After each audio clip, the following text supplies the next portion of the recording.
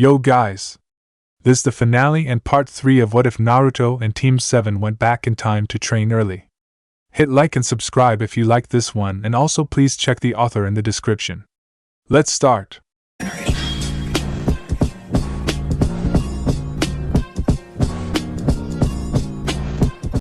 Chapter 17, 4-Month Wait. There was something seriously wrong with his team, Kakashi thought as he watched them during a team exercise that he'd randomly decided to assign. Well, the exercise wasn't really as random as his team thought it was. Kakashi had heard of what had happened in the outskirts of the country. He'd heard Kenshin Sato's report, and he'd talked to the man privately after he was released from the mission's office. There wasn't really anything he could do to help though, although whatever was wrong between his team members had affected even Sakura, and none of them wanted to talk to him about it. To his amazement though, the team exercise went off without a hitch, and he had to wonder at how, even though Tensei wasn't talking to each other, they still managed to complete their tasks with minimal fuss and no obvious problems. He guessed that he was actually going to have to get involved instead of just hoping that they would get over whatever it was that was bothering them, because it had been over a month since they'd gotten home from their border patrol and they still weren't talking. Well, there were words between them, but nothing of sustenance, nothing personal. Kakashi-sensei? Iruka tapped his shoulder. May I have a word with you? Curious to know what Iruka knew about the situation, the copy-knee nodded. Let me dismiss the team and we'll go for ramen. Iruka laughed and shook his head. No thanks, Naruto's been eating ramen every single day and I'm almost ready to ban it from the house. Okay, Kakashi's eye curved upwards as he smiled. His smile wasn't a nice one because he knew that as much as Naruto liked to eat ramen, he usually only had 4 to 6 meals out of each week made up of the noodles. Ramen was Naruto's comfort food, so if he was eating it for lunch and supper every day, something was seriously wrong. You pick then, Kakashi offered, seemingly absently. He left the Chunin to choose what he wanted as he went to each member of his team individually and dismissed them, giving a few words of encouragement to Sakura, praise to Naruto, and fortitude to Sasuke. He met up with Iruka at the edge of the training field and waited patiently for the Chunin to notice him.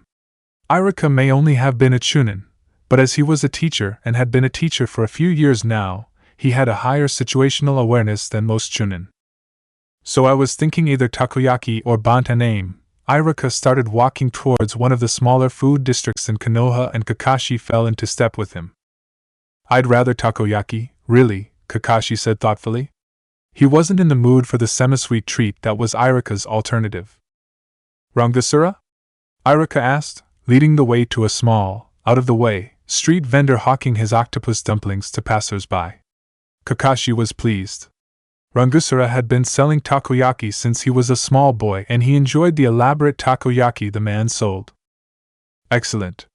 He stayed silent while Iruka made the order and paid before they jumped to the rooftops with their treats, and made their way to a plot of trees close by a rather quiet park.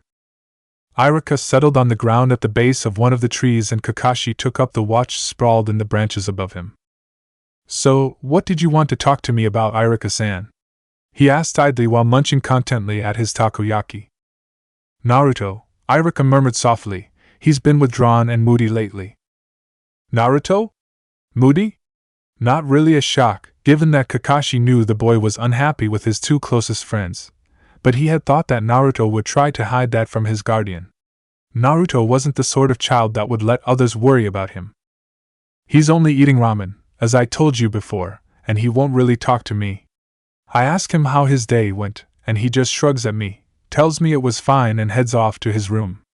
Iruka paused before he continued, either Sasuke or Sakura have come over since they got back from their border mission. Kakashi sniffed and rolled to his side, looking down at the worried parent. I talked to Sato-san when they came in. He mentioned that there was a fight between them near the end of their mission. Did he happen to mention what precipitated the fight? Iruka asked, looking up with wide eyes. Kakashi shook his head. Kenshin and Kakashi were jounin. They understood the value of silence on a mission. While Kakashi was sure that Iruka understood the same value, he didn't take it quite as seriously as the elite ninja did. Then again, he wasn't used to knowing sensitive information that had to be carefully guarded. Iruka was a teacher and a missions desk worker. Sure, the Chunin would come across some valuable information, but he mostly handled regular missions, not A or S ranks. No, Sato-san didn't say. Iruka hummed and leaned back against the tree. His brown eyes were murky with emotions, and Kakashi could tell that he wanted to ask more questions but knew there would be very few answers for him from the Jounin. Naruto found them 5 minutes later, a cup of instant ramen in hand. Iruka? When were you coming home? He hunched his shoulders and refused to look up from his food.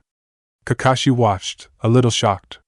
He had known that something was wrong with his team, but to see Naruto this despondent was startling. I'm on my way, Naruto-kun. Iruka stood and brushed the grass loose from his pants. Kakashi watched them walk away, eyeballing the way that Naruto cuddled into Iruka when his guardian wrapped a sure arm around the boy. Naruto was very physical in his interactions, and Kakashi knew what to search for when he was looking for something. Naruto was afraid. Not of Iruka, but of Iruka leaving him, or becoming distant. He wanted reassurance that his guardian wouldn't leave him. Iruka was doing the best he could to show his charge that he wasn't drawing away from him, but it didn't seem to be working that well. Kakashi settled on the tree and let his legs swing idly as he watched the comings and goings of the children and their parents in the park. Kakashi-san, Itachi's soft voice interrupted his thoughts, and he rolled his gray eye up to see the Uchiha standing over him. Itachi-kun. Itachi may have been Chunin like Iruka, but the kid felt more like one of his students to Kakashi. He was both surprised and unsurprised that he was in charge of a whole passel of genius children with serious problems. The fact that their families seemed to come with them as part and parcel wasn't a surprise either. Except for Itachi. The Uchiha still hated him for stealing their Sharingan, but Kakashi thought that they were snubbing him mostly because that was the thing to do nowadays and not because anyone was really mad anymore. He'd more than lived up to the legend of the Sharingan, so they really had nothing to complain about anyway. There was a long moment of silence, and then Itachi gingerly sat down next to Kakashi. Kakashi raised an eyebrow at the 11-year-old boy, but didn't protest.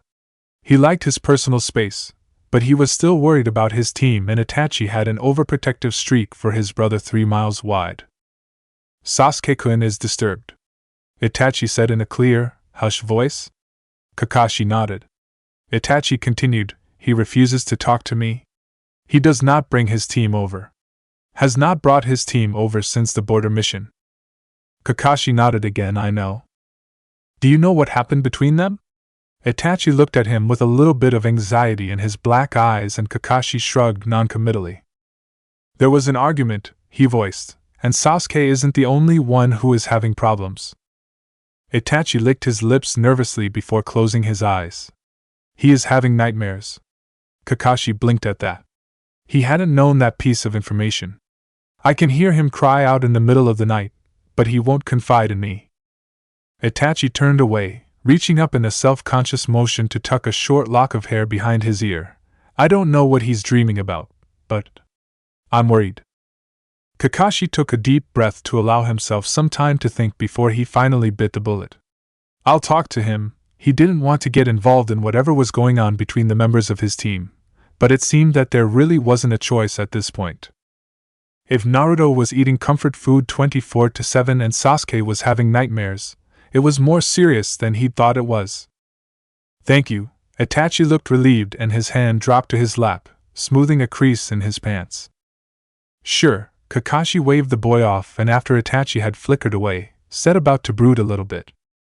He couldn't approach Sasuke or Naruto first because they would clam up like nervous virgins, but he could talk to Sakura.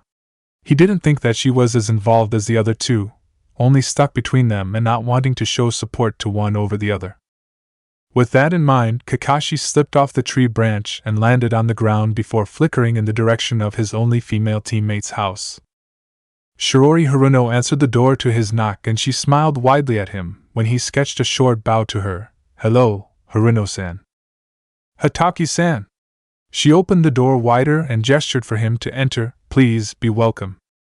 Ma Haruno-san, is Sakura here? Shiori nodded and glanced up the stairs. Let me get her for you.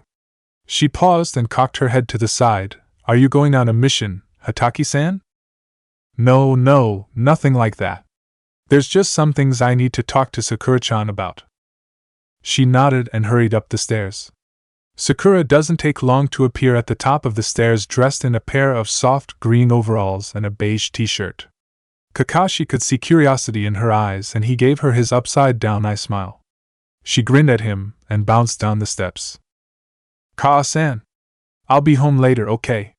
She called back up and waited for Shiori to acknowledge her words before slipping on her blue ninja sandals and following Kakashi out the front door.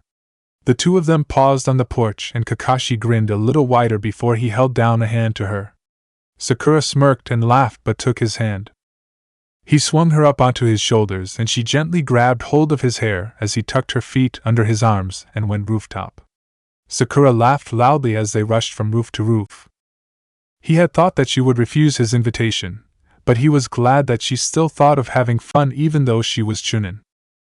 He stopped when he was in the same park he talked to Irika and Itachi in, and she climbed down his body like a monkey, giggling and huffing with laughter. He swung her up into the trees and followed behind her, not to make sure she didn't fall, but to make sure he didn't lose her. So Sakura sat in one of the uppermost branches and dangled her arms down at him. He watched her, knowing that she was going to ask what he wanted. Finally decided that enough was enough and had to know what's going on. She raised an eyebrow at him, and he shrugged. That was true enough, and he didn't have anything to hide from her. "I see." She rolled onto her back and stared up at the sky. Kakashi waited for her to collect her thoughts. To be in the middle of a conflict is hard enough for an adult, so it must be twice as hard for an 8-year-old when it's her two best friends. Finally, she speaks. "There was an incident. Someone died that was an enemy, but wasn't a danger to us." "Died?" Kakashi murmured and she sighed before nodding. "Sasuke killed him." "I see." Kakashi knew that Sasuke had killed before, so it wasn't causing this enemy's death that was the problem. It was something deeper. "He didn't have to die," Sakura murmured again. "Naruto was talking to him, making him stand down." Kakashi wasn't surprised at that. Naruto was a budding little diplomat with amazing talent. He could halt a confrontation in the midst of spilling blood. It had happened before, so Kakashi knew that for a fact. "And Sasuke-kun killed him?" "He was standing down," Sakura murmured. "He was standing down and Sasuke didn't even hesitate before killing him. He'd already killed the boy's master." She took a shaky breath. I think that he forgot that it wasn't personal." Kakashi sharpened up at that. What wasn't personal? He wanted to ask, but knew that if he did, Sakura would close off. She wasn't really thinking about what she was saying at the moment, and he knew that that was the only reason that he was getting this much out of her. Of course, Naruto forgot that it wasn't personal either, and now they're fighting. Silently? Kakashi thought to himself. Usually fighting between 8-year-olds involved mud throwing and loud yelling. Two silent boys who avoided more words than necessary wasn't normal. But then, his team wasn't normal, was it? Sakura sighed again. It doesn't help that the event is only 4 months away. Sasuke's so scared. Sakura trailed off, and then her hands clapped over her mouth loudly, and her head snapped around, and she stared at him with horrified eyes. "I didn't just say that," she whispered through her fingers, and Kakashi stared back. Whatever it was that she hadn't meant to say sounded ominous. Very ominous. "Sakura-chan," Kakashi kept his body loose and open and approachable. "What's going to happen in 4 months?" "Nothing." She yelped quietly and then pursed her lips together, refusing to say another word. Wouldn't Naruto want to be with Sasuke to help him if he's scared of whatever is happening in 4 months? Kakashi asked in a gentle tone. He desperately wanted to know what she knew about this mysterious upcoming event, but couldn't push her because then she would shut herself down so she couldn't answer his questions. He didn't want her going into a self-induced fugue to escape his questioning. Sakura lowered her eyes and bit her lip. Well, yes, she blinked quickly and Kakashi thought for a moment that he could see tears in her eyes. But sensei, it's not what's happening, it's what's not happening. A single gray eye studied the little girl and Kakashi knew without a doubt that Sakura didn't want to talk about this at all. Not at all. Whatever it was supposed to be secret and private. Sakura, Kakashi lowered his voice and reached up, petting her arms, hoping to calm her, Is whatever that's not supposed to happen, is it going to hurt Sasuke? She looked at him with wide eyes and after a moment, slowly shook her head. No, sensei. It's a good thing if it doesn't happen. The fact that she was calling him sensei instead of Kaka-sensei was telling. He knew that she was worried about what he was going to do about this information that she didn't want him to have, but he wasn't going to let his kids down. If the event was something not happening and that meaning Sasuke not getting hurt, he was kind of okay with not knowing whatever it was that they didn't want to come to pass. Sakura, can you tell me exactly when this is supposed to not happen? She shivered under his hands and he gently pulled her down and wrapped her in a tight hug. September 2nd, she whispered into his vest. Kakashi rocked her a little, comforting the half-distraught girl. Sakura, would it be alright if I kept watch over Sasuke on the 2nd? She tensed in his arms and he shushed her. It's okay, I won't do anything, I want to make sure that Sasuke is alright. Would it be alright if I did that? It took a long moment, but then she nodded into his chest. Only if Naruto and I can watch with you. We can't tell Sasuke though, he'll never let us keep watch for that day. Kakashi quietly agreed and mentally made plans to request that day off so he could spend the entire 24 hours watching the boy. He wanted to keep Sasuke safe and he wanted his kids to be okay and letting the team keep this secret, but knowing about it even if he didn't know it, would help them. He hadn't expected the conversation to veer off into potential future disasters, but at least he knew a little background to the strain in his team. It wouldn't take much now for him to convince Naruto that he needed to forgive Sasuke for killing the boy even if he didn't like it. It was always easy to manipulate Naruto when it concerned Sasuke. That would have been dangerous if not for Naruto's ability to see through the manipulations and twist them to suit Sasuke and himself, instead of an outsider looking to take advantage of them. If Naruto took the first step by forgiving Sasuke, Kakashi was sure that Sasuke would respond in kind, and though the strain in the team probably wouldn't leave completely, Kakashi knew that it would lessen and their team could start healing the rift that had appeared. Chapter 18 Further Planning. Naruto grumbled, crushed the paper she was drawing on, and threw it away without even looking. Sasuke blinked as it hit her between the eyes. Watch it, she snarked, staring across the cafe table at her Hokage. Naruto didn't even notice as she started new scribble on another piece of paper. Sakura rolled his eyes and brushed his long magenta bangs away from his face. They'd long ago gotten used to meeting like this after coming back, using Naruto's sexy techniques so that no one would know who they were. Thankfully, the technique was still as impenetrable as ever.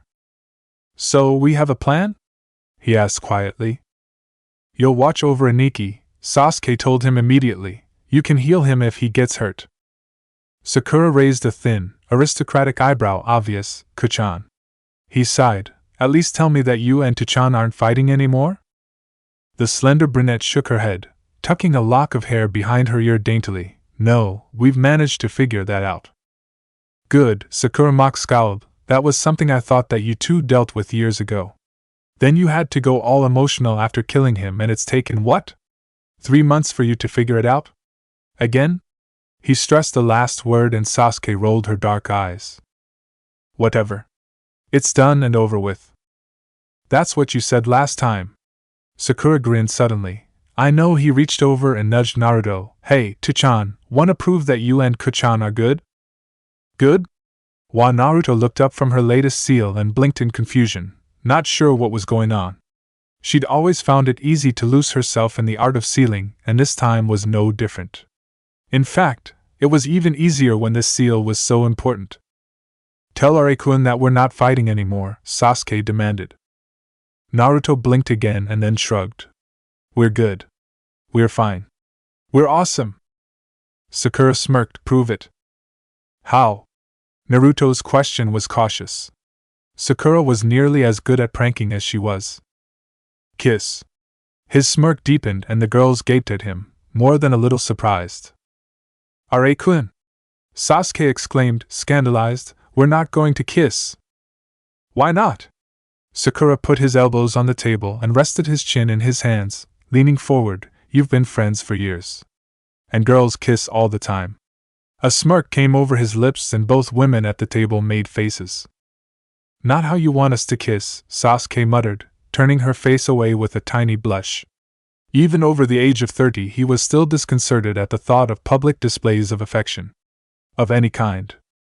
That's what you think, Sakura retorted, leaning back again and crossing his arms over his flat, if masculinely sexy, chest. Where do you think that girl's learned to French? Sasuke's eyes widened and she glanced at Naruto before looking back at the lanky man. You mean? Naruto giggled, eyes sparkling. Did you and gorgeous? He trailed off after referencing the old Ino with Sai's old nickname for her. Girls don't kiss and tell, Sakura sing-songed back with a smirk on his lips. Sasuke looked Sakura up and down, taking in his shoulder-length magenta hair, strong jaw, 5 o'clock shadow, and lack of breasts. You aren't exactly a girl, now are you a Reikun? Sakura blinked at that and then retorted elegantly, gentlemen don't either. He settled back on the bench seat and gestured to his two teammates, now kiss and make up. Naruto looked at Sasuke. Sasuke looked at Naruto. What the hell? Naruto shrugged and reached out, threading her fingers through Sasuke's hair and pulling the other girl close. Sasuke squeezed her eyes shut and waited.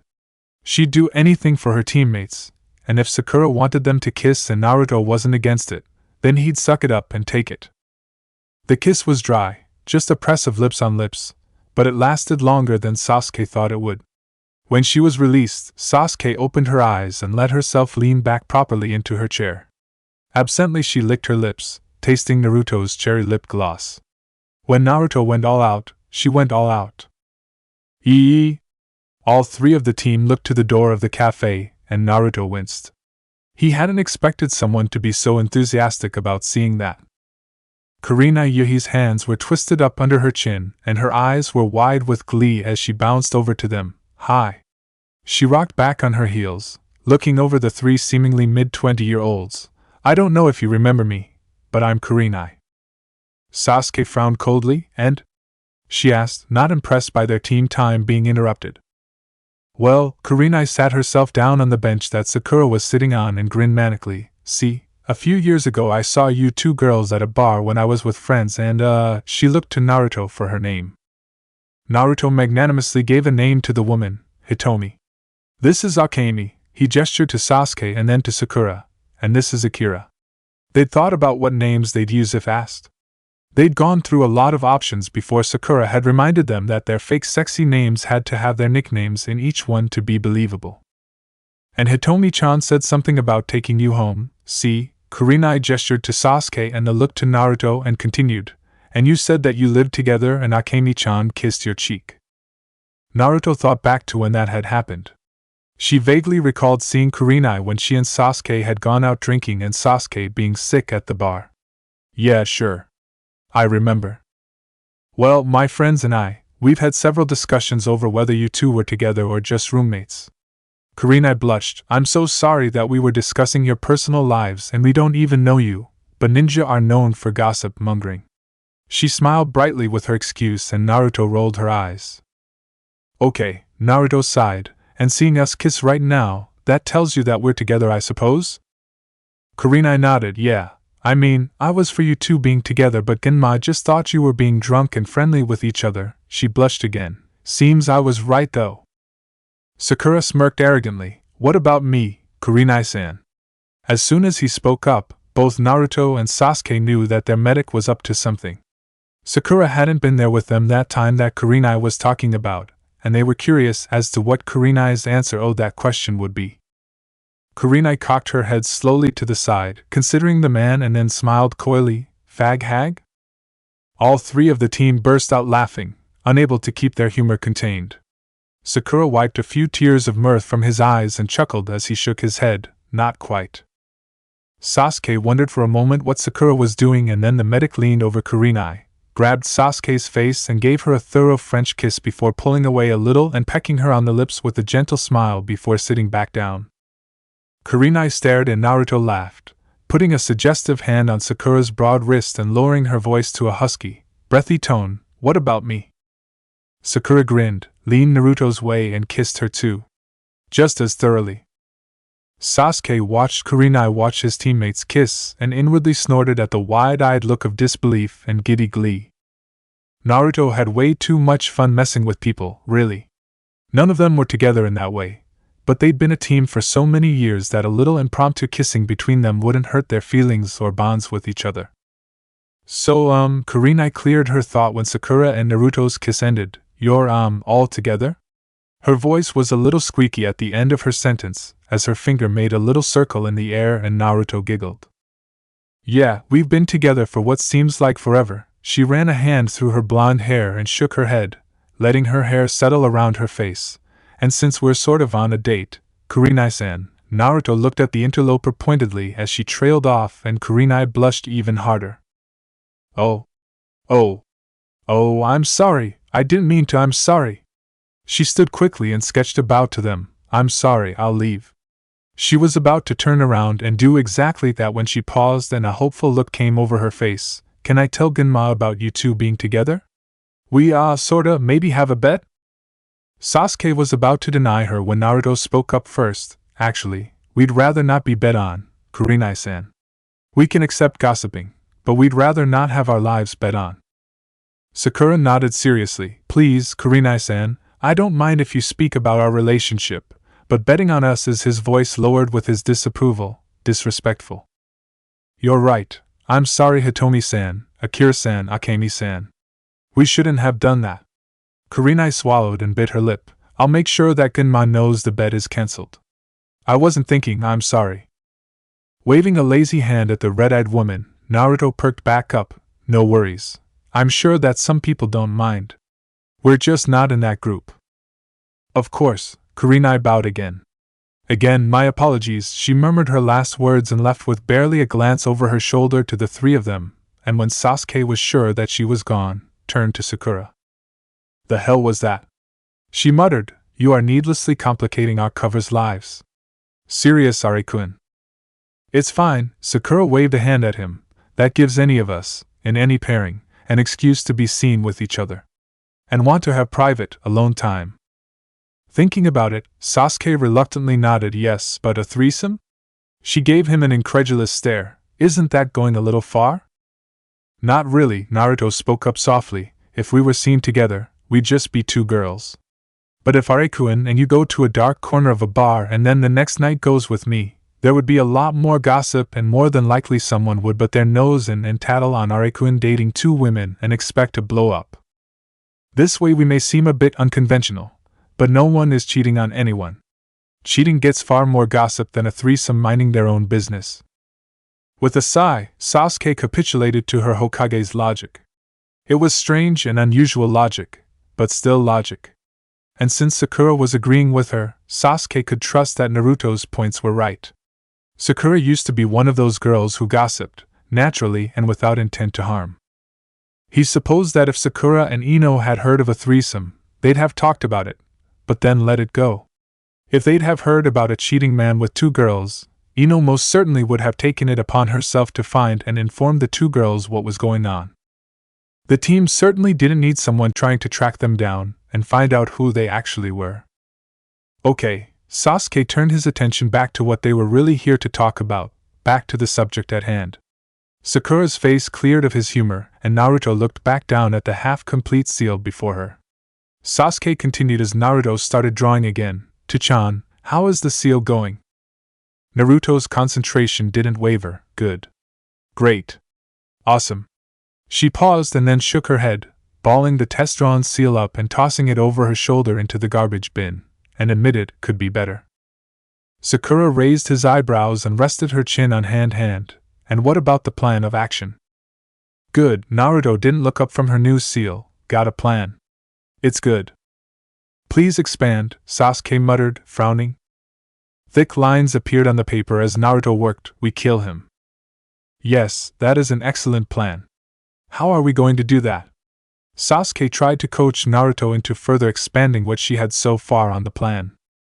While Sasuke was an excellent strategist, Naruto was much better at tactics, and since the plan was short-term and supposed to be meant for a one-time engagement, it fell under Naruto's purview and training, and not hers. Well, Naruto pouted at the seal drawing and huffed, crumpling it up like the last dozen she'd drawn. Haven't got any further than that yet. Great, Sasuke folded her arms on the table and rested her head on her limbs. So we have a plan with no details and a seal, or several, that haven't been created yet. Inari-sama, Tachan, we've only been talking about this for a year. Yeah, well, we had a few issues this year, Naruto muttered back, tongue stuck out the side of her mouth as she carefully considered the new blank paper before putting her pen to it. Sakura shrugged. Can we put containment seals around Konoha? So he won't escape if we miss our first chance? Naruto snorted dryly. Yeah, because we totally want him running around Konoha injured, furious, and trapped. Oh, Sakura bowed his head, I didn't think of that. He paused, opened his mouth to speak again and paused again and shook his head. I suppose it would be even worse if we trapped him in the Uchiha compound. Smaller area, but with the targets he wants anyway. Sasuke paled sharply at the thought of Madara trapped in the Uchiha compound and angry. He'd take to just slaughtering anyone he came across. Gods no, she moaned quietly. A hand rested on her shoulder, and she looked up to see Sakura's dark green eyes looking at her with compassion and understanding. I shouldn't have even said that, I'm sorry, Kuchan. They were all silent for a while, each lost in their own thoughts. Naruto growled suddenly and scribbled her seal out. I can't. She tossed her pen on the table and put her face in her hands, smearing a little ink on her forehead from her fingers. I'm trying to get too many things into this seal. They just won't all go. What are you combining? Sasuke asked intently. She had more training with seals than Sakura did, though Naruto's knowledge far outstripped her. I'm trying to put together a time stabilizer, a reality force, a chakra drain, a sensor, and a seal stabilizer into this. I just can't get all of them in there. What are each of those for? Sakura asked, looking far more interested in Naruto's sealing than he'd ever been before. Well, the time stabilizer and reality force will negate his space/time techniques, making it impossible for him to go through time to dodge killing blows and also negating his ability to phase out of our reality. Both of Naruto's teammates nodded in understanding. Those two seals couldn't be messed with, they needed that advantage over Madara. The sensor is so that I can tailor the entire seal to him. The chakra drain will be linked up with the sensor so that I can use his chakra to power the seal without having to use mine so I can fight too. The seal stabilizer is sort of required so that it doesn't blow up in our faces. Wait, Sasuke frowned intently, do you need the sensor in there? If we could drive him into the area of effect for the seal. See, that's the problem, I don't want to have to drive him anywhere. It'd be like herding cats, only worse. Naruto rubbed the back of her neck. And if I want to drain his chakra, then yes, I do need the sensor. Well, Sakura rubbed her eyebrow thoughtfully, if this is a surprise attack that he isn't expecting, do we need to drain his chakra? If this goes down as fast as we think it's going to, you won't have time to use all your chakra anyway, right? True, Naruto nodded, but I need to be able to tailor the seal to him, and that still requires the sensor. What about a portable seal? Sasuke murmured, thinking out loud. Like one you could draw in blood ink and throw when it's attached to a kunai. How big of a radius could you put in a seal like that? What, you mean throw a kunai at him and activate it when he's in range? Naruto's face lit up and she scrabbled at her pile of papers for a clean piece. She muttered and drew something and then hummed to herself and drew something else. Quietly she spoke under her breath. If I use my chakra as the battery and a mobile seal tag like a flashbang, I could take out the chakra drain and the sensor. All I'd really need is the time and reality. I could even drop the seal stabilizer because it's only two separate seals and they usually work well together. Sasuke sighed in relief. At least they had one of their problems out of the way now. With a seal in the making, they could concentrate on how exactly they were going to catch Madara by surprise and kill him. However they were going to do it though, Sasuke still wanted to be the one to give the bastard the kill shot. It was her duty to the Hokage to clean up the messes made by her clan. Chapter 19 Burn Bright. Kakashi slunk around outside the walls of the Uchiha compound. It was that day. The day that his students were afraid of. He didn't know why they were scared of this day, but they were. His team was unusually well armed, Kakashi thought to himself as he watched them, armed to the teeth. He hadn't expected them to take this day so seriously. Even with how worried he knew Sakura had been all those months ago, when he'd realized his team was waiting for something specific. Now Sasuke and Naruto had pretty much entirely made up, It seemed that they had put everything into this. Whatever this was. Kakashi was sure that had there still been problems between them, they would have put it to the side today. They'd also split up. Sasuke was hanging around the Uchiha day-care that the children who weren't in the academy attended during the day. Naruto was making a point of following Sasuke's parents around, and Sakura, surprisingly, was the one hovering around Itachi. Had this been a protection detail or mission, Kakashi would have expected Sasuke to be torn between guarding his brother or parents, and even as Kakashi thought that, he wondered if that's why the child had removed himself from his closest family members and took the emotionally easier position at the daycare. It wasn't like the daycare was a hard target. Nor was Itachi for that matter. Kakashi watched Naruto pace the roof of the military police building and was sure that the most powerful of his team was watching over the hard target. Though if someone wanted to cause great emotional damage to the Uchiha and Konoha, the daycare would be the most ideal place to do so. And Sasuke was fairly fanatical about protecting innocent children. No surprise with his history. Hataki-san, Itachi landed on a branch in the same tree that Kakashi was currently occupying, and Sakura followed most naturally, keeping one very keen eye on the 13-year-old and one eye on their surroundings. Kakashi hadn't ever seen Sakura so vigilant inside the city walls before. Itachi-san. Sakura-chan. He greeted them amiably. Kakashi Taishu. That was a shock.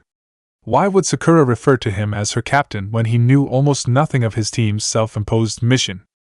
This is very strange, Itachi spoke again. I have never been hovered over before. He looked to his watcher and then back to Kakashi. This morning, Sasuke would not let mother, father, or myself out of his sight until Sakura-chan and Naruto-kun showed at the house to escort us. And how did Uchiha-san take that? Kakashi let a little humor into his voice and could see the light grin on Sakura's face. Itachi raised an eyebrow at him and shot him a bland look. He did not take well to it. Itachi didn't have to say that his father was willing to put up with it though, for Sasuke's sake. It was rare that Sasuke asked for something for himself, and when he did speak up, Kakashi had noticed that his requests were almost always catered to. Even though Naruto is months away from Jounin? Kakashi wasn't the only one worried about how quickly his team was progressing, but he was one of the only 3 adults in the village who looked upon Naruto's progress with pride. Naruto took after his parents very much. Sasuke had his entire family backing his abilities, and the Yamanaka, Akimichi, and Nara trio of clans were all behind Sakura. Only Naruto had so few visible supporters. Those that supported him silently didn't count in Kakashi's mind. If they were going to support his sensei's son, they should support him openly. It didn't seem to bother Naruto to know that he had so few in his corner, but then again he was almost inappropriately close to his teammates. Kakashi had never caught them doing anything inappropriate, thank God, because they were only 8, but he figured that it was just a matter of time before his kids got hormones and their teamwork went to hell. Thankfully that wouldn't start until at least 3 years from now. Father cares not that Naruto-kun is almost the same rank. The fact that Sasuke believes his teammate to be capable in some manner that he is not indicates that Sasuke trusts Naruto over father. Itachi drew his shoulders up just the slightest bit. Father will not deny Sasuke something so trivial as someone watching over him for the day, however. Kakashi wasn't surprised at all that Fugaku was so acquiescent to his son. He was still trying to show Sasuke that the child could trust in him even after his perceived miserable failure 3 years ago. And you have no indication as to why Sasuke would want to protect you and your family today. It wasn't a question, because Kakashi could see that Itachi was just as in the dark as he was about his team's reasoning. His nightmares haven't abated even though he and Naruto-kun have reconciled. Sakura looked up from where she was cleaning under her fingernails with a saban. His nightmares of not being worthy of serving are mostly gone, she said in a cautious tone. The nightmares have changed though. Now that he knows that Naruto will not leave him, he is afraid that his family will vanish. Kakashi suddenly understood. Sasuke and Naruto had finally mended their friendship, and now there was only one other fear that could make Sasuke so afraid. His family disappearing. I see, Itachi murmured quietly at the same time Kakashi indicated his own understanding. He blinked several times as he thought rapidly and turned to fully face the 8-year-old girl who was acting as his protector. He does not fear you leaving? Kakashi thought that Itachi's question was appropriate, as would be far more likely that Sasuke would go through his fear of losing his friends first, and then his family. But as far as the Jounin could recall, Sasuke had never, not once, questioned Sakura's commitment to the team and himself. Sakura smiled sadly at both ninja. I have proved my loyalty in many ways. Sasuke will never doubt me. Not even with your death? Itachi countered, and Sakura's smile warmed in a strange manner. My Aijutsu isn't just for others, was her only comment before she went silent and didn't deign to look at them again.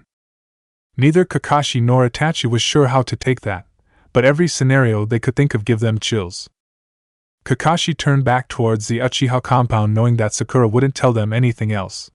He had other things to worry about right now anyway. He went back studying the compound for a bit, and then noticed something odd. Odder than his cute little team playing guardian. There were ninja in the shadows. Black-cloaked, white-faced ninja. NBU masks he would have recognized, but there were no faces on these masks he caught glimpses of. The fake NBU weren't noticed by any of the Uchiha they were shadowing, and that was strangest of all because about an eighth of the Uchiha had their Sharingan activated at any given time in the compound for various reasons. Itachi hissed beside him, and Kakashi reached out, resting a hand on the boy's arm just above his elbow. He could feel Itachi's muscles clench and tighten, but the Uchiha clan heir didn't shake his hand off. Itachi had noticed the shadows as well.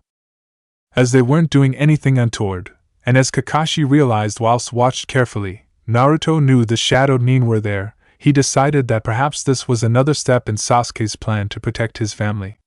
From what, he still didn't know, but it was clear that Sasuke took this threat very seriously. I should go, Itachi finally murmured, easing his arm from Kakashi's hold.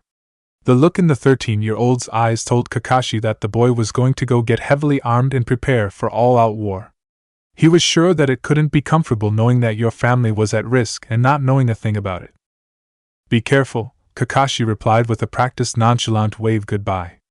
As soon as Itachi dropped out of the tree and started on his way back to his house, Sakura followed, quick and as quiet as a cat. Taking his time, Kakashi worked his way around the edges of the compound, trying to count how many shadowed nin were watching the Uchiha clan. It proved difficult because there was very little to differentiate them from one another, but he knew there was at least 10, maybe as many as 15. From what he could see, and something that both confused and infuriated him, was that at least half of the shadowed nin had statures that spoke of children, people under the after of 15. There were not a dozen genius children in Konoha. Itachi was one, his team a set of 3. Shikamaru Nara was yet another. But the nin he could barely see now. There were no names he could possibly put to them. Still confused about the shadows, Kakashi let his attention turn to Sasuke at the daycare. His eyebrow rose as he watched the 8-year-old walk across the top pole of the swing set, eyes sharp but hands gentle as he carried a 3-year-old on his hip. Sasuke was barely big enough to carry the child, but he wasn't having any trouble with the weight, which was understandable. Sasuke was shinobi. There was no way the weight of a 3-year-old would hinder him. The toddler clapped loudly, excitedly, and giggled in Sasuke's arms when the 8-year-old reached the end of the pole and started walking down the side of the swing set. The other small children all gathered around and jumped with excitement, each begging to be the next one to go up with Sasuke. A mild-mannered teacher stood under the pole that Sasuke had been walking on, and Kakashi wondered why she was worried Sasuke would drop one of his relatives. There wasn't any way in hell that Sasuke would be so careless. Especially on this day where he'd gotten his entire team and a handful of other, unknown, nin to play guardian angel for the Uchihas. Though it was only natural that the teacher didn't know of Sasuke's overprotectiveness. And it still bothered Kakashi that he didn't know why Sasuke was overprotective today. But if it was as important as Sasuke thought it was, then he supposed that it was time to get in on the action as well. Roof hopping over to the daycare, Kakashi made sure to be less noiseless than he would typically be and jumped down to the edge of the playground area and walked the rest of the way in. The children Sasuke's age sent a few glares in his direction, having been conditioned by their family to dislike him, but the younger ones all giggled and scrambled towards him, holding out their hands and pleased to be picked up and carried wherever he was going. Most Shinobi clan children did that when they were around someone in the Konoha uniform. He obliged a cute little 4-year-old girl and settled her on his hip as he continued towards Sasuke. The children followed him back to the swing set, still giggling and laughing. Sasuke-kun. Kakashi smiled up at his Chunin student. His smile and tone may have seemed bright and happy, but Sasuke would be able to tell that it was careful and a little tense. The teacher glared at him only for a moment before reaching out and taking the girl from him and starting to gather the children to go inside for the morning lessons. Kakashi Taishu, Sasuke nodded to him and finished walking the newest child across the pole. He came down to the ground and set the child on his feet, and waved to him as he toddled off towards the other children the teacher was calling to her. So, Sasuke-kun, Kakashi led the way back up the side of the building to the roof and crouched on the ledge, intently cataloging everything his eye saw. Is there anywhere in particular that you'd like me to be stationed? Sasuke frowned and looked at him out of the corner of his eyes. What do you mean, Taicho? Kakashi cut a stern look to the boy. You are prepared for both an assassination and outright war, Sasuke. He gestured to the shadow cutter hilt that was visible above Sasuke's shoulders and the rest of the weapons that weren't all visible. You think that something is going to happen today, and I'd like to be able to be a part of this with you. I want to help you. Sasuke's brow furrowed as he thought about Kakashi's words, and Kakashi waited patiently. He'd proven that his kids could trust him, and they knew they can trust him. Today Kakashi would find out just how much Sasuke, the most suspicious of his kids, trusted him. How fast can you move with your Raikiri? The boy finally asked, intent and studying the compound. Kakashi shifted subtly. He'd shown his students his Raikiri a few times and was sure that Sasuke had come up with his own version of it, which was no surprise since the boy had the Sharingan and was a genius. The fact that Sasuke was asking him for speed instead of duration was interesting. 150% faster than my body flicker. The fastest he could move was indeed the fastest in Konoha, now that Minato was dead. But Kakashi wouldn't have been able to combine the Flying Thunder God technique and his Raikiri anyway. Sasuke nodded and then pointed north. The entrance to the north is the least protected. My information tells me that the threat will come from the northeast. If you see a man in a black cloak with red clouds on it, wearing an orange swirled mask with only one eye hole, Raikiri him before he sees you. Through the heart. And then again through the head. We'll have reached you by then if you can do that. Kakashi nodded, still confused but less so than before. He now had a target, and knew that the leader of the mission had information that he trusted. He had to remember that Naruto and Sakura trusted Sasuke enough to follow him on this weird mission, though he didn't know if it was as blindly as he was following. But he wouldn't leave a teammate, or a whole damn team behind. Not again. He'd lost a team before, and he wasn't going to lose another one. If Sasuke said that someone was coming for the Uchiha, he believed that someone was coming for the Uchiha. Do we know the main targets? He thought that the main targets would be where the 3 Chunin had stationed themselves, but his estimates were corrected shortly. No. The information that I have gathered indicates the Uchiha clan as a whole is the target. I have placed myself here at the softest target, and given my weaknesses over to Naruto and Sakura to defend. I understand. Kakashi frowned. Do you have a time frame? A time frame smaller than the entire day was his real question, but he didn't voice it. It didn't need to be voiced because Sasuke knew what he was asking. I previously thought that late afternoon and into the evening would be the time frame, but things have changed and I cannot limit myself to what I believed before. Sasuke straightened his spine and started back to the edge of the building, intent on going back to the daycare. He paused suddenly and looked over his shoulder to Kakashi, and the look on his face hinted at great fear and loss. I will not fail in this, Kakashi-sensei, not this time. Whatever it was that Sasuke was referring to, it wasn't his childhood assault. No, this was something larger and greater. Sasuke's words resonated with Kakashi's own determination to protect his family, even if his family wasn't connected by blood. Kakashi reached out and pulled Sasuke into a tight hug. I will not let you down, Sasuke. Sasuke's thank you was muffled in Kakashi's vest. Kakashi held on to his student for a moment longer, and then released him. Burn brightly, and use your will of fire to defend those you love to the death. His parting words were a bastardized version of the end of the Yondame's speech as he'd sent his troops to battle. Kakashi felt that it was only proper that he leave Sasuke with words of war, because he could feel it in the air. There would be blood. On his way to his assigned position, Naruto pulled him aside at the military police HQ. "Sensei," Naruto murmured quietly, tugging his hand, "you can't take this lightly. If he comes, we have to get him." "Who are you protecting?" Kakashi asked softly. "I've only ever seen you this intense when you're protecting someone you love." "I'm protecting Sasuke. And Itachi. And every other Uchiha in Konoha.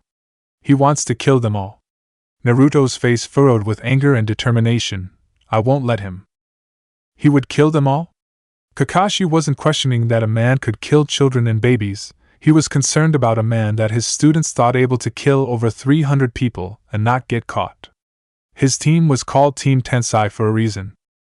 It would take him less than 2 hours to subdue and kill every Uchiha from the eldest to the newborns. He would escape. Naruto stopped and shook his head. "He will escape if we don't catch him first." "Sensei," there was a lot of emotion in Naruto's eyes when he looked up at Kakashi. His words took on a hint of desperation and worry. "Please don't die. I don't want to lose you." Kakashi ruffled Naruto's hair gently with an upside-down eye smile. "I'll do my best, Naruto-kun." He couldn't bring himself to lie or give his student false hope by promising not to die, and so all he could so was do his best. Waiting, Kakashi mused as he flipped a page of his non-existent book, was probably the hardest part of an assassination mission. Looking nonchalant as he waited wasn't easy either, but he had practiced so the genjutsu for his novel was perfect, right down to the words on the pages. Except he could see through it because it wasn't really there, and it was a good cover for moving his eye back and forth, scanning for danger. He was still so very worried, and the flickering blackness of the strange shinobi, the ones that had the height of children and the professionalism of Mizunin, were getting on his nerves. It didn't help that the Uchiha had figured out that something was wrong because the whole compound was getting more and more tense. As with all waiting missions, Kakashi's stomach tried to growl at him, and he quickly shoved a chunk of rations in his mouth. Small portions whenever the mood struck. It was easiest for him to fight without a full or empty belly. He'd never asked others how best they fought because knowing when they fought the best was also knowing when they fought the worst. Information like that contained knowledge of something that could be exploited. A flicker in the corner of Kakashi's eye caught his attention, and for less than a tenth of a second, he studied the orange swirled mask with 3 eye holes, one at each eye and one in the center of the forehead. That wasn't the mask that his team had described to him, but he wouldn't let that stop him. 1 eye or 3, that was an orange swirled mask topping a black cloak with red clouds upon it. Kakashi had covered half the distance between himself and the man before his Raikiri had even formed in his hand. The chirping lightning echoed in Kakashi's ears as he raced toward the man. Time seemed to slow, and for the first time in his life he understood what people meant when they said something previously inane like that. But time slowing wasn't inane. His mind was just working a million times faster than his body. He could see and understand every single movement that the masked man made in the 2.5 seconds it took him to reach the man. There was resistance as his blazing fist hit the man's black cloak with red clouds, but only at first. As his hand and arm passed through the man like a ghost, he understood just how dangerous he was. His students had been correct to fear him. As Kakashi regained his balance in a spin and set his feet for another pass, he was paused by a brilliant flash of yellow, and then Naruto was there at his hip. Hiration. Kakashi was almost stunned out of his mental battle set by the fact that Naruto had recreated Minato's signature, impossible, jutsu. Naruto all but snarled the name Madara. Madara's words slithered out like a snake. "Hello, Naruto-kun." Chapter 20. And let the will of fire consume you. "I see you haven't changed in the last 3 years, Naruto-kun." The masked man, Madara, sounded amused, and Kakashi scowled heavily. Where did this man get off, saying he'd known Naruto for years? But he could see from Naruto's expression that he did know this man. Kakashi was sure that Sasuke and Sakura also knew him, as the 3 of them shared everything together. Anger coursed through Kakashi's veins as he watched the confrontation. He didn't like being in the dark about things that had to do with his students, and he was as far in the dark as anyone could be. He knew nothing about this man and his relationship with his students. Actually, Naruto smirked, holding up a kunai. I have. There was a flash as the sun glinted over the blade, and Kakashi could have sworn that he'd seen markings etched into it before the kunai flew through the air and embedded in the ground a foot behind Madara. A cruel-sounding laugh came from the masked man, and he shook his head, still having problems with aim. Naruto-kun? The kunai had passed through the man's knee like he was still a specter. With an air of finality, Naruto blinked and raised a hand in an unfamiliar position, a smirk twisting at his lips. Fuinjutsu. Kakashi couldn't see Madara's face due to his mask, but he could sense the man's forced calmness. And just what was that supposed to do, Naruto-kun? You aren't the sealing master that your father was. No, Naruto nodded sagely. No, I'm not. Kakashi blinked in shock as he felt a surge of chakra, greater than anything he'd ever felt before. It was definitely different as well. Kakashi was sure that he'd felt that kind of chakra before though, but he couldn't remember where, or when. We are to fight then? Madara's voice held a mocking tone to it, but he still shifted into a battle stance, as we have done before? I think it'll be a little different this time, Naruto responded. Kakashi took up a position behind Naruto, kunai in one hand and the other raising to his hattai to uncover his Sharingan eye. Naruto's hand on his knee stopped him. Don't look at him with your Sharingan, Kakashi-sensei, Naruto commanded. Naruto hadn't even looked at him to see that he was preparing to bare the eye, but that didn't bother Kakashi. It was only natural to bring out your strongest weapons in a fight you know would be difficult. Madara cocked his head to the side, but other than that, didn't move. You aren't going to let your sensei fight with you, Naruto-kun? That's not very sporting. For you. I don't need Kakashi's help for this one, Madara, Naruto whispered. The feeling of that strange chakra was rising again, and something shifted in the boy.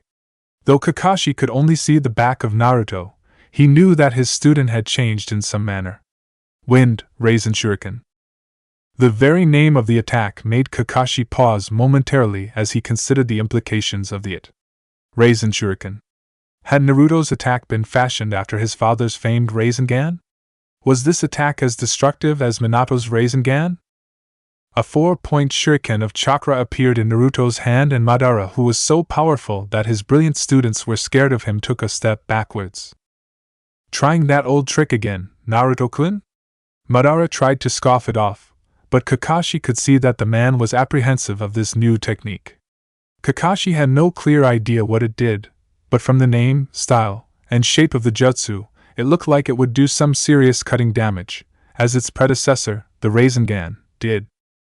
I've improved it, Naruto boasted, before he pulled his arm back and threw the whirling chakra at the figure that was facing them. Madara tried to dodge it but immediately bounced off an invisible barrier.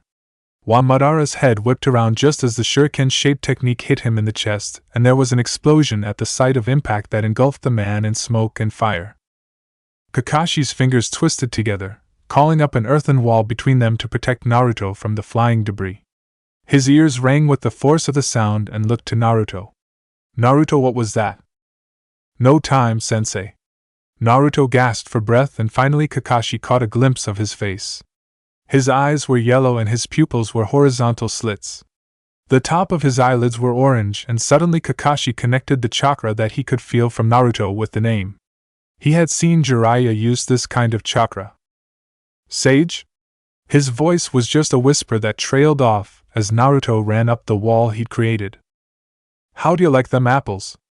Naruto yelled from the top of the wall, and Kakashi goggled at his student. What was Naruto doing, egging on someone that powerful? There had been so much sharp chakra in that attack that even if a person was able to survive it, they had to be one of the most powerful people in the entire elemental nations. Wind chakra alone was sharp enough to cut through most defensive techniques. Wind chakra powered by a sage had to be even more deadly. Quickly following Naruto up to the top of the wall, Kakashi crouched beside his favorite blonde and looked down at the 6-foot radius damage that had cracked the earth open when the Raisin Shuriken hit Madara and the ground.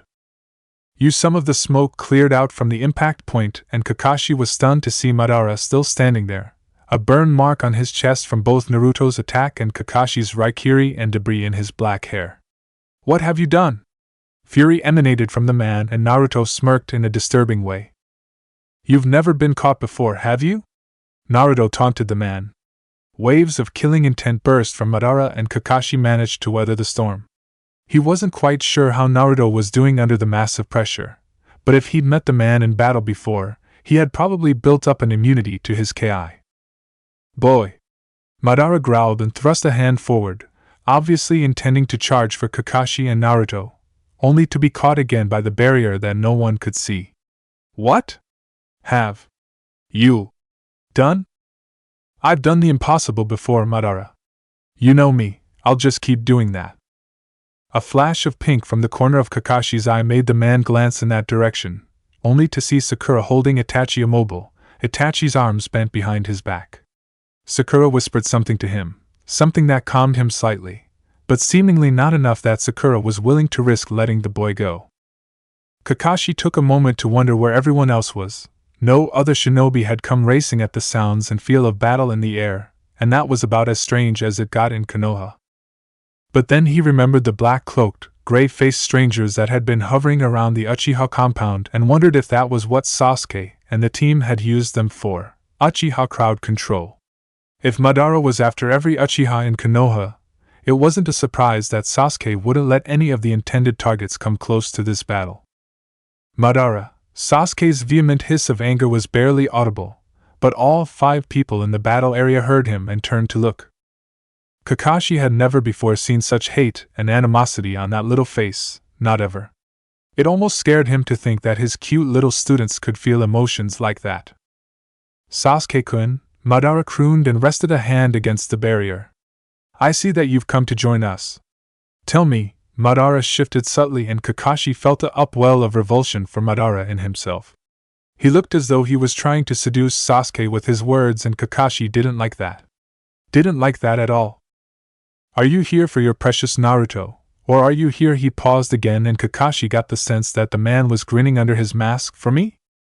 Itachi visibly flinched away, his eyes wide at the suggestion that his little brother was in league with this strange, crazy, murderous man. He wasn't the only one. Kakashi's eyes widened as well. The 2 other people on the battleground were as steady as rocks though, with observable complete trust in their teammate.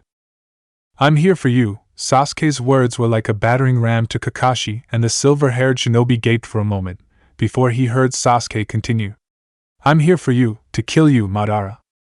And you think that just because the Uchiha have become close with the rest of Konoha? Madara spat the name of the village out, and Kakashi's hackles rose at that. No one insulted his village, especially not bastards like this man, that someone won't be ordered to do what was done before? Here's a little something you don't know, you dick, Sakura spoke up, making everyone look at her. The man that ordered that? She smirked like a shark. We own him. And he wouldn't dare go behind the Hokage's back ever again. With confusion, Kakashi wondered what his students were talking about. Nothing bad had happened to the Uchiha clan and there hadn't been a shift in the village politics to make Sarutobi stronger in any way. If Sarutobi wasn't the Hokage they were talking about, who was? I don't need him to do it, Madara scoffed, but Kakashi could hear the tremor in his voice, see the whiteness of the fingers that were pressed against that barrier around him. This won't hold me for long. Madara turned back to Sasuke and tapped the barrier with his index finger. What do you think you can do to me when it goes down? I've already drained your little leader of half his chakra. How much time do you have left? Sasuke didn't look at Naruto, but Sakura glanced back and Kakashi whipped his head to the right to look at his blonde student. Naruto's face was pale and he was sweating, but he was still standing and paying attention. Kakashi frowned when he realized that it was indeed Naruto that was powering the barrier. But what kind of barrier could possibly drain that much chakra in that little of time? Naruto had a chakra store that was nigh on ridicules for an adult, never mind a child his age. What makes you think the barrier is two-way? Sasuke asked with a lilting tone as Sakura dropped Itachi's arms and lunged for the barrier. She flew through it with no trouble and clamped her arms around the man claiming to be Madara, pinning his limbs to his torso. Her legs twinged around his, making it impossible for him to escape. Kakashi knew how strong his girl was, and wouldn't be surprised to find that the man would have several broken bones when someone got around to examining the body after his team killed him. At the same time that Sakura lunged for the man in the barrier, Sasuke also did so, drawing his shadow cutter one swift movement and aiming precisely. He reached the man milliseconds after Sakura, and the sword flashed as Sasuke swung, still flying through the air. Sasuke blinked rapidly from where he had landed in a crouched position on the ground, shadow cutter in hand, blood dripping from the blade. Kakashi stared at the scene and managed to stumble to Sakura, prying her off the man's torso, whispering to her that it was okay, that the man was dead, she could let go. He had not predicted this as the outcome of the confrontation.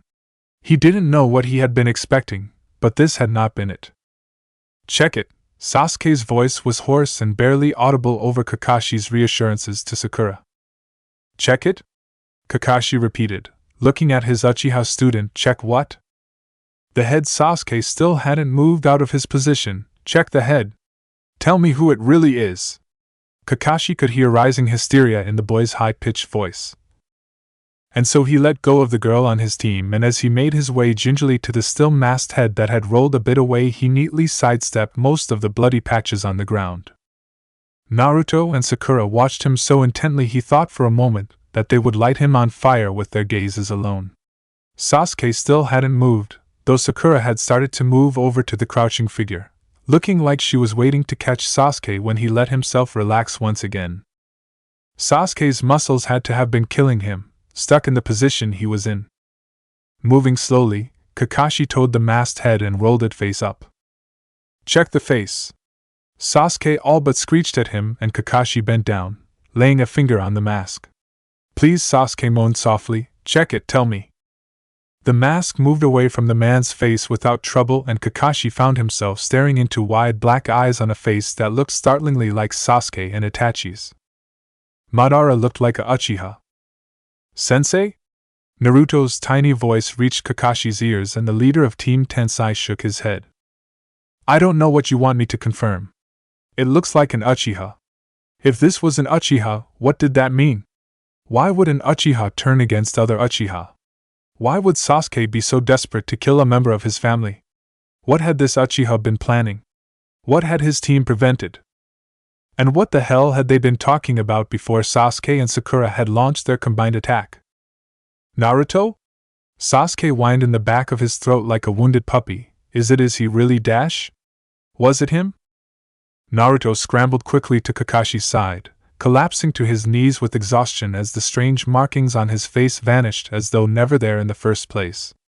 He stared down at the face that had been hidden under the mask, and there was a low hiss from the boy that turned into two words. Mission complete.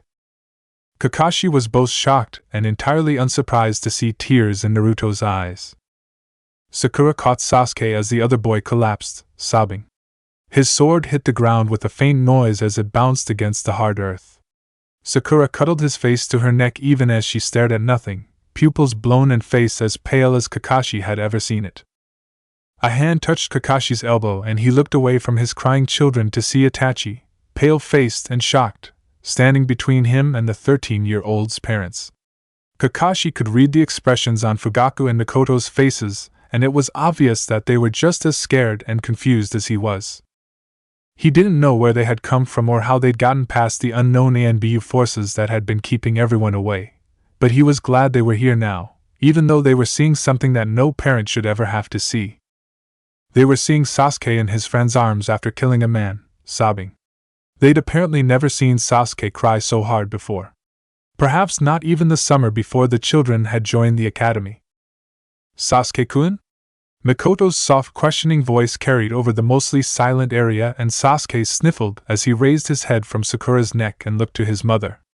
Sasuke-kun, who is that? A murderer. Sasuke's voice was scratchy and he pushed away from Sakura, stumbling over to his mother. Mikoto took him into her arms and held him tight as Fugaki gathered his wife and Itachi together into a family group hug. He was going to kill everyone. No one asked the question that was on Kakashi's mind. Why? But now was not the time. Now was time for Sasuke and his family. Naruto wavered and Kakashi was there, holding the boy gently in his arms. Sakura hopped over, her hands already glowing green. Naruto waved her off, though clung to Kakashi's vest with one hand. No, it's just chakra exhaustion, Sakura-chan. What is going on here? The stern voice of Hiruzen Sarutobi cut through everything. The crying, the talking, the crumbling of the earth wall, and the still hissing fire at the base of the Raisin Shuriken strike in the ground. Ji-san, Naruto wheezed and Kakashi stood up, carrying Naruto with ease. Good to see ya. Naruto-kun. Sakura-chan. Kakashi felt the girl stand up beside him and shuffled closer to her. He wasn't going to leave any of his kids to weather this storm alone. He hadn't let them go through this alone. He wasn't going to abandon them in the aftermath. Sasuke-kun. Hokage-sama, Kakashi murmured, drawing Sarutobi's attention to himself. I am the leader of this team. And you take responsibility? Sarutobi asked, raising an eyebrow, for a murder of a Uchiha in the Uchiha compound? No. Sasuke pulled himself from his family's arms. No, Kakashi-sensei is not responsible. I held the blade. I planned it. Naruto's voice wavered as he spoke. I restrained him. Sakura grabbed Sasuke's hand, as well as Naruto's. Sarutobi took all four of them in quietly. At the decapitated body on the ground, the bloody little girl, the shell-shocked Uchiha and exhausted container. Then he turned to Fugaku. Uchiha-san, as the head of the military and civilian police force, what is your opinion of this debacle? Fugaku stepped forward and gave a deeper bow to the Hokage than he'd probably ever done before in his life. I must investigate to be certain, Hokage-sama. Sarutobi once again looked around at the damage and the people involved.